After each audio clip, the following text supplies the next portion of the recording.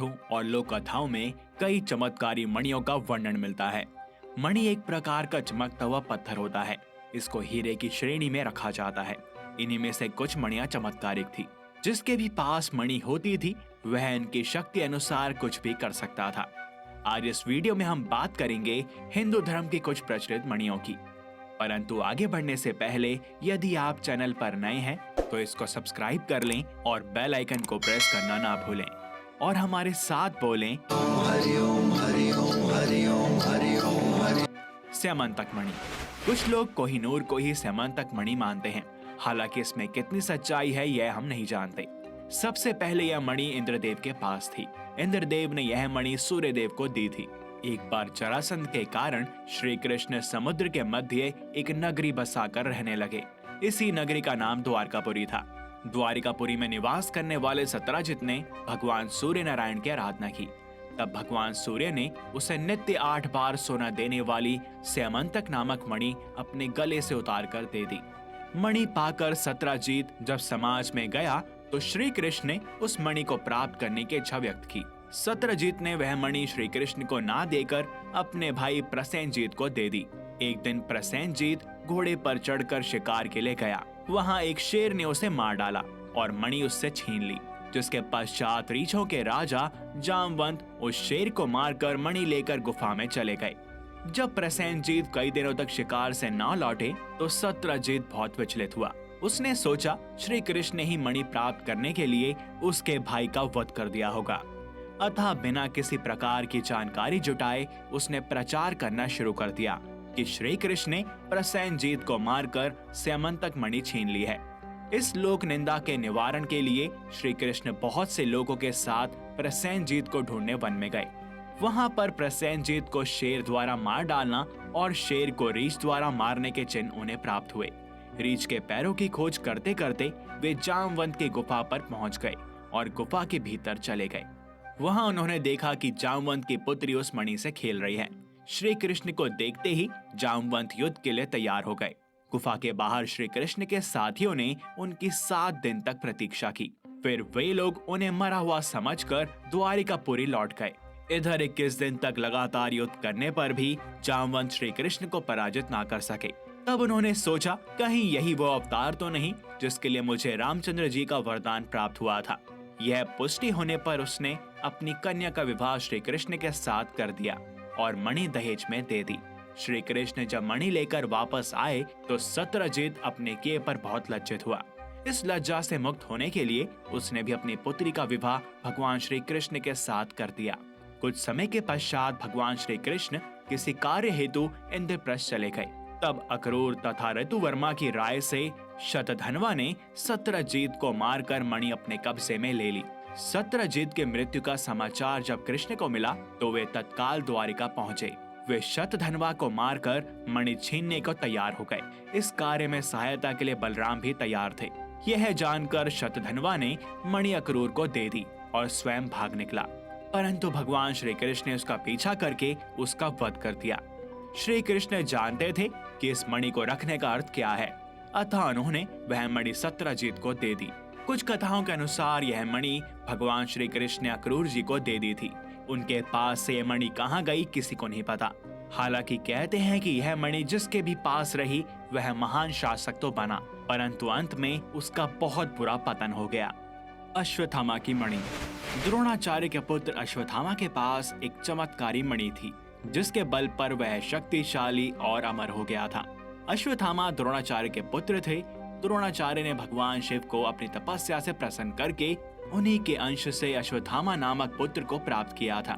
अश्वत्थामा के पास महादेव द्वारा दी गई कई शक्तियां थी। जन्म से ही अश्वत्थामा के मस्तक में एक अमूल्य मणि विद्यमान थी जो कि उसे दैत्य, दानव, शस्त्र, व्याधि, देवता, नाग आदि से निर्भय रखती थी। इस मणि के कारण ही उस पर किसी भी अस्त्र शस्त्र का असर नहीं हो पाता था।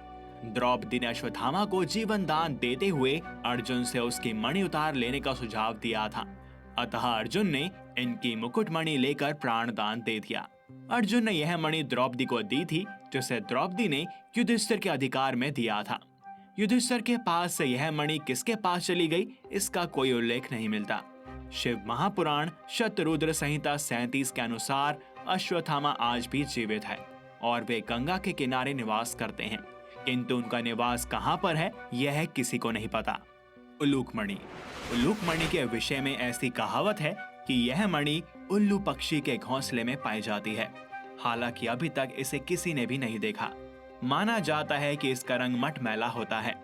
यह किंवदंती है कि किसी अंधे व्यक्ति को यदि घोर अंधकार में ले जाकर द्वीप प्रज्वलित कर उसकी आंख से इस मणि को लगा दें तो उसे दिखाई देने लगता है। दरअसल यह नेत्र ज्योति बढ़ाने में लाभदायक है। लाजावर्त मणि।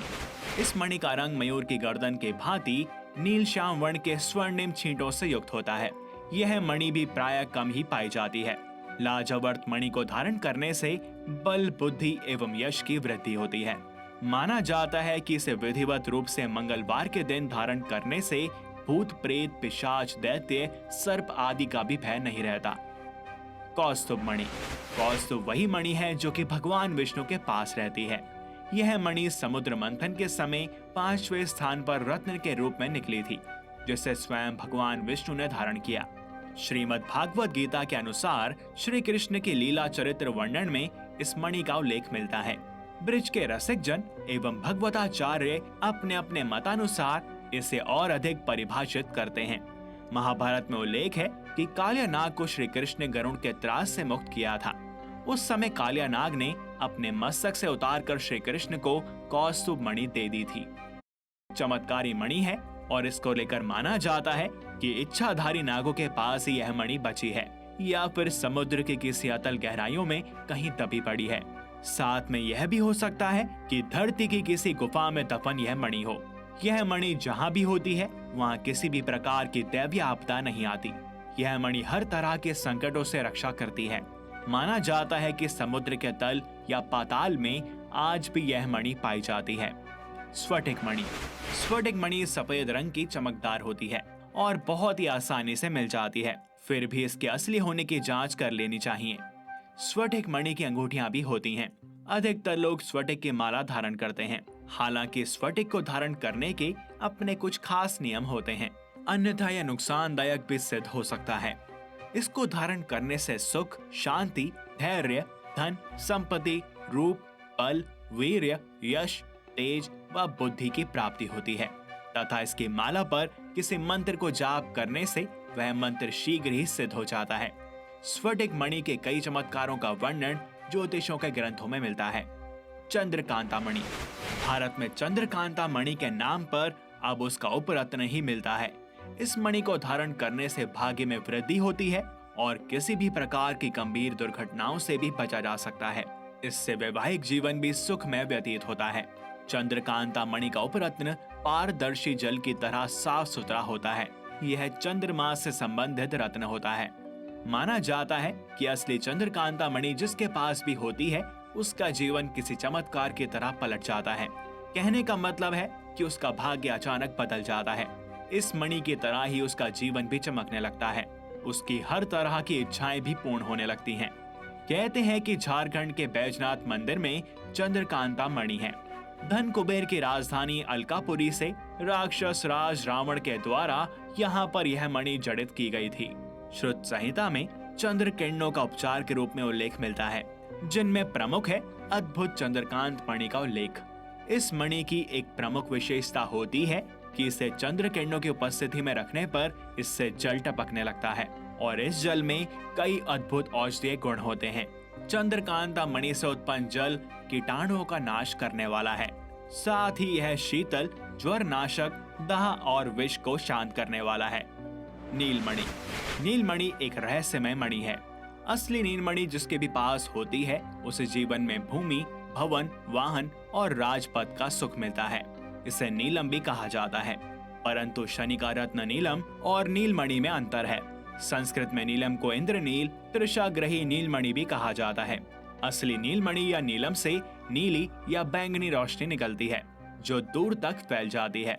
विश्व का सबसे बड़ा नीलम 888 कैरेट का श्रीलंका में है, जिसकी कीमत करीब 14 करोड़ आंकी गई है। नीलम के प्रकार होते हैं जल नील और इंद्रनील। भारत में नीलमणि पर्वत भी है। भारत के जम्मू कश्मीर राज्य में नीलम पाया जाता है। कश्मीर में पहले नागवंशियों का राज था। नीलम विशुद्ध रंग मोर की गर्दन के रंग का होता है। कहते हैं कि नेपाल के पशुपतिनाथ मंदिर में असली नीलमणि रखी हुई है। हालांकि इसमें कितनी सच्चाई है कि नीलम का लाभ होता है या नहीं, यह दावे से नहीं कहा जा सकता। पारसमणि। पारसमणि का जिक्र पौराणिक और लोक कथाओं में खूब मिलता है। इसके हजारों किस्से और कहानियां समाज में प्रचलित हैं। कई लोग यह दावा भी करते हैं कि हमने पारसमणि को देखा है। मध्य प्रदेश के पन्ना जिले में जहां पर हीरे की खदान है, वहां से 70 किलोमीटर दूर दनवरा गांव के कुएं में रात को रोशनी दिखाई देती है।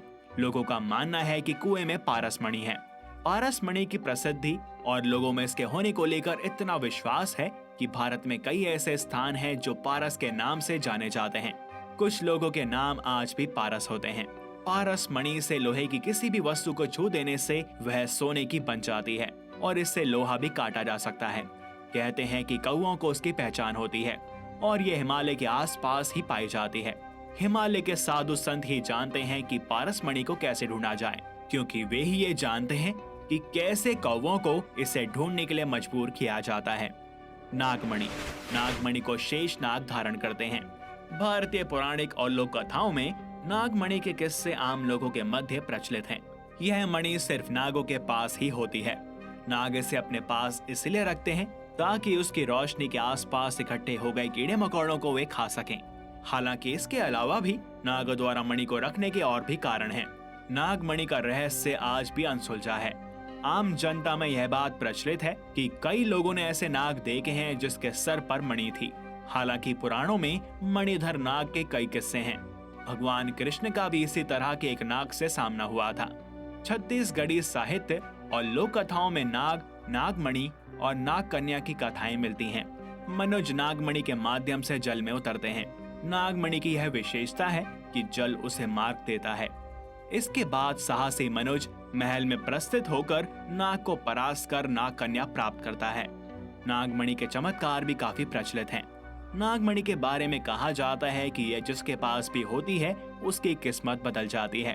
कहते हैं कि नागमणि में अलौकिक शक्तियां होती हैं। उसकी चमक के आगे हीरा भी फीका पड़ जाता है।